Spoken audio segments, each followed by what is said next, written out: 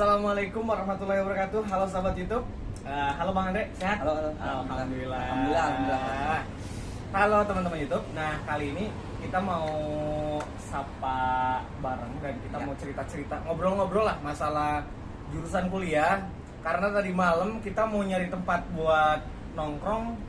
Tempatnya full, lagi macet-macetnya ya Bang Andre ya. Sama memang agak berisik sih. Jadi Bang Andre kan selama kuliah milih kelas reguler ya.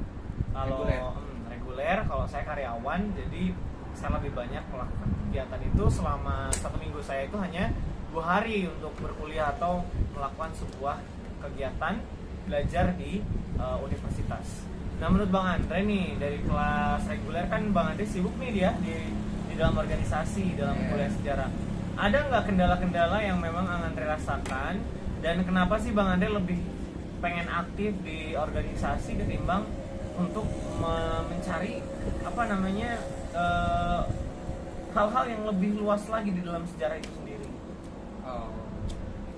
Ya sebenarnya kalau bicara mengenai sulit apa enggaknya ya ketika saya masuk organisasi atau di kelas itu kan. Iya. Yang paling sulitnya itu di membagikan waktunya ya. Tapi kenapa juga saya masuk? Jadi emang kalau kuliah antara membagi waktu, kalau kita ikut organisasi agak susah ya kan ya? Agak susah. Kecuali orangnya memang manajemen waktunya bagus ya. Ya kan orangnya manajemen waktunya. Aduh, agak kurang. Bener banget. Lanjut Andre. Kemudian kan tadi kata Bang Saib ya mengenai apa tadi? Apa? Oke, keren juga. Oke, Andre, lanjut aja nih. Ini teman-teman pasti pengen tahu gimana sih di jurusan sejarah, seluk beluknya atau seperti apa gitu. Kalau di sejarah itu seru loh sebenarnya. Saya dulu orangnya yang paling males baca buku. Tapi karena di sejarah itu karena memang tuntutannya kita harus banyak referensi. Ya, tidak bisa satu referensi. Misal kita bahas tentang sejarah sejarah tokoh misalnya. Itu berbanyak versi, dari versi A, versi B, versi C. Akhirnya minimal saya tahu 3 versi itu. Dan sebelumnya memang saya malas baca buku, tapi pada akhirnya karena itu jadi sebuah kebutuhan, akhirnya saya Dari malas baca buku yang jadi mau baca buku. Oke. Itu ada nggak setelah itu efek buat Andre gitu setelah belajar sejarah? Apakah ada dari segi pengambilan sebuah pelajaran atau semacam nilai kerohanian mungkin? Ya ada, secara ininya mungkin ke dalam diri kita, dalam hidup kita itu memang ada banyak. Kan kalau dulu SMA kan kita kalau belajar tentang sejarah itu ngantuk ya. Banget. Saya termasuk orang yang ngantuk kalau belajar sejarah. Dan dulu tuh si guru sejarah itu kalau ngajar tuh cuma baca doang. Yeah. Teman-teman gimana guru sejarahnya? Ada yang rame nggak? Komen ya. Karena kalau misalnya jadi guru sejarah itu dituntut harus, menurut saya ya, nggak tahu sih, mungkin ada juga yang berpandangan yang lain juga, tapi menurut pandangan saya, karena belajar tentang sejarah atau mengajarkan tentang sejarah itu harus mempunyai banyak metode cara lah. Jadi supaya pembahasan itu tidak membosankan. Ya. Karena memang ketika kita bahas sejarah ya nih, misalnya Anda siswa saya ya, dan saya gurunya, saya bahas tentang sejarah itu sangat ngantuk Anda pasti. Apalagi kalau misalnya saya pembawaannya hanya dari baca buku, tapi saya tidak mengerti gitu. Itu ada nggak Andre di jurusan sejarah diajarkan cara mengolah metode dalam mengajar setiap materi yang begitu banyak kan? Setahu kita kan emang buku sejarah itu kayaknya tebel-tebel kan, dan materinya panjang-panjang dan hampir semuanya itu bentuk bacaan. Ada nggak sih yang Andre, menurut Andre sebagai jurusan sejarah, atau pernah diajarkan cara mengolah metode dalam mengajarkan hal sebanyak itu ke siswa-siswanya gitu? Kalau metode sama karena saya pendidikan sejarah memang semua punya metode yang unik namanya. Kalau di saya lupa lagi nih. Saya udah lama nggak ngajar loh sekarang. Oh iya, kerjaannya beda sekarang guys. Oke guys, itu kan banyak ada metode-metode cara mengajar kan banyak di buku itu namanya dulu waktu kuliah. Metode pendidikan, metode pengajaran. Ya seperti itu, metode pengajaran memang sama, cuman kita tinggal pilih pasnya buat sejarah itu yang mana gitu. Yang pas ya. Menurut saya buat teman-teman yang dari jurusan sejarah juga dari yang Andre tadi bilang memang metodenya unik-unik ya Bang Andre ya. Ya. Dari setiap pendidikan juga pendidikan bahasa Inggris khususnya saya untuk masalah metode mengajar itu ya tergantung improvement dari para mahasiswanya. Cuma mereka dibekali seperti kita mengenal yang masalahnya PBL, problem based learning dan sebagainya. Itu juga mereka harus mengolah lebih dalam lagi. Cuma kadang ada metode yang memang itu bagus, cuma tidak cocok dengan karakter siswa di Indonesia. Gitu. Jadi kita harus bisa pintar mengolah sebuah metode untuk siswa kita ya Bang Andre ya. Terus apalagi Bang Andre di jurusan sejarah tuh ada lagi apalagi nih buat teman-teman yang pengen tahu atau yang sebelum masuk ke jurusan sejarah mereka harus ngapain dulu gitu. Apakah mereka harus dari jurusan IPS gitu kan? Ternyata enggak kan, jurusan otomatis bisa masuk ya. Kalau ini ya, kalau misalnya yang mau masuk sejarah ya minimal kita mau untuk membaca lah. Minimal kita mau untuk membaca.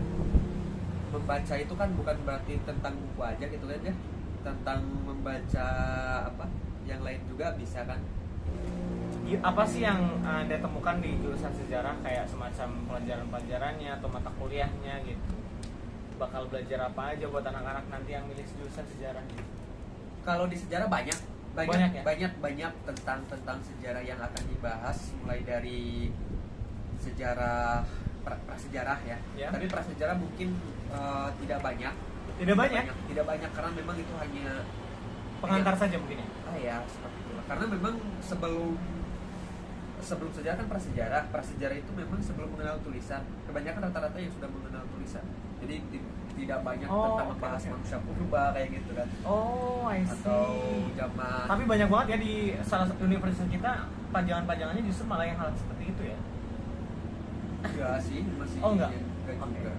Itu patung, Pak. Jadi buat Andre yang paling berkesan itu pelajaran apa atau mata kuliah apa yang bikin kayak Abang Andre tuh kayak cocok banget di jurusan sejarah gitu? Saya paling suka pergerakan nasional. Pergerakan nasional Karena memang di situ di mana Indonesia ya? Ya, Indonesia. Pergerakan nasional Indonesia sama sejarah intelektual. Saya paling suka itu. Kenapa Bang Andre? Karena memang apa ya? Ada perkembangan yang baik gitu. Perkembangan dari masa ke masa gitu. Saya paling suka dari perkembangan masa ke masa gitu. Ataupun sebenarnya banyak sih yang saya sukai. Sejarah kerajaan Indonesia, sejarah kebudayaan dunia, terus kemudian sejarah peradaban Islam. Itu saya sangat suka. Hampir semuanya lah saya suka. Apalagi sejarah politik itu kan saya suka. Termasuk sejarah Pangandaran itu sendiri Anda tahu? Kalau sejarah Pangandaran tidak terlalu banyak karena memang saya kurang baca referensinya. Mungkin kalau misalnya kerajaan-kerajaan yang ada di Pangandaran saya juga pernah baca, cuman itu kan penguatannya bisa dikatakan kurang karena memang sumber sejarah itu sangat banyak kan. Iya. Pada referensi harus mencari banyak. Tapi saya bukan berarti saya menjadi salah atau benar ya di sejarah itu. Oke.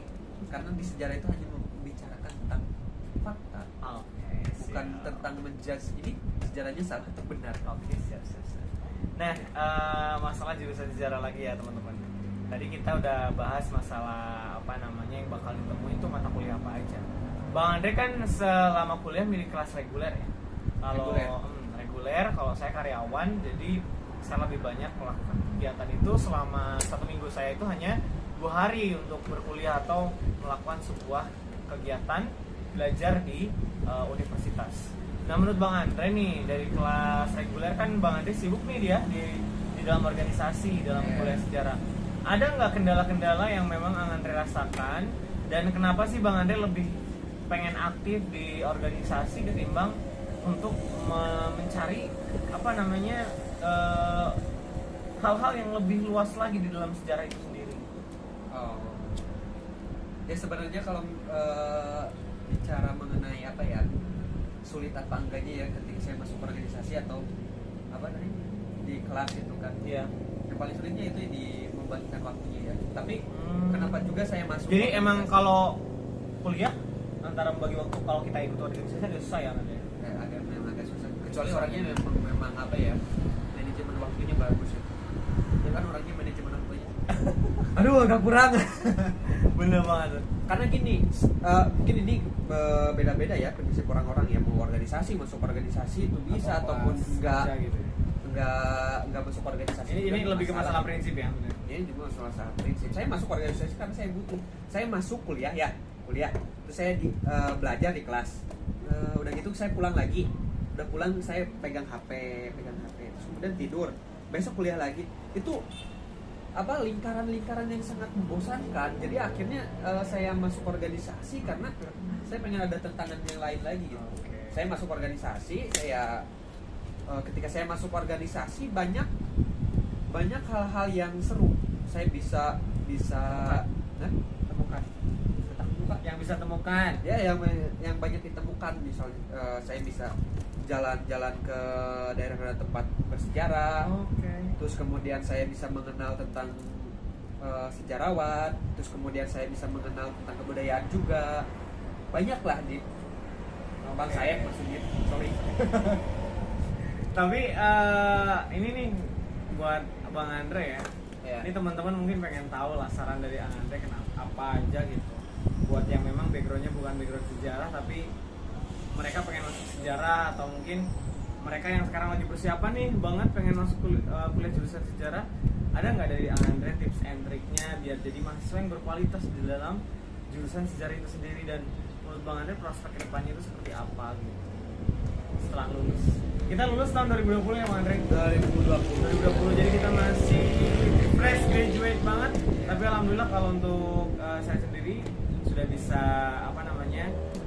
kerja dengan passion saya. Kata Bang Andre itu sudah kerja dengan passion. Bang Andre juga sudah kerja dengan passion dia. Sekarang juga salah satunya adalah dengan artistiknya dia atau seni lukis dan seni menggambar itu. Dia sedang mengembangkan salah satu channel. Teman-teman bisa dukung ya di channelnya dia. Ya itu aja yang tadi pertanyaan saya yang tadi dijawab dulu. Kalau misalnya teman-teman yang mau masuk sejarah, yang penting teman-teman, karena mungkin teman-teman ini dari basicnya dari apa gitu ya, tapi pengen masuk sejarah. Yang penting itu kita minimal mau untuk membaca buku, karena yang sangat penting itu di sana. Baca buku ya. Baca buku. One thing that's really important is read. Itu bahasa Jawanya. Saya ya. Karena memang itulah sih. Emang di dalam kelas juga referensi dalam ketika membutuhkan keaktifan mahasiswanya juga dari baca ya Bang? Iya. Rata-rata memang dari baca. Kalau dari memang harus baca sih. Baca guys, baca. Lihat prasasti itu kan ada batu tulisnya. Di situ juga harus dibaca. Oke.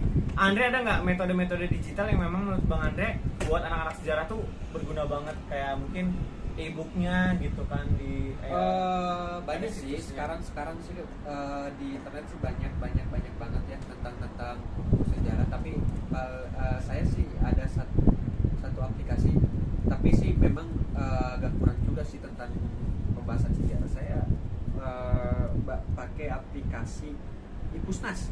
Oh, itu free ya Andre? Free. Tapi sebenarnya kan banyak loh sumber-sumbernya, mau dari internet juga banyak, dari buku perpustakaan juga banyak. Sumber sejarah itu banyak sebenarnya. Cuma jadi aja yang malesan. Harus berkunjung ke perpustakaan ya, lebih sering bergelut dengan buku ya, lebih baik sih lewat buku aja. Oke. Jadi gitu guys ya. Jadi dari Bang Andre tadi udah ngasih saran yang sangat luar biasa sekali masalah jurusan sejarah, dan juga saran buat teman-teman yang pengen masuk jurusan sejarah. Intinya ya baca dan baca. Ya kan Bang Andre? Jadi ada waktu itu juga kan ketika Nabi Muhammad di dalam Gua Hiro. Ya, ketika menerima wahyu ya. Iqra itu adalah one word, bukan berarti hanya membaca buku aja kan? Ya, read every conditional situation and others. Itu aja sih dari kita, buat teman-teman semua. Tunggu konten-konten kita yang lain. Semoga konten ini bermanfaat buat teman-teman yang pengen masuk jurusan sejarah dan teman-teman pendidikan yang lainnya. Oke, terima kasih dari saya, Bang Saep Mohe, dan rekan saya Andalus Tendi dari Gambar Pemula Channel. Iya, Gambar Pemula Channel. Kita mengucapkan sampai jumpa dan salam sahabat YouTube. Terima kasih.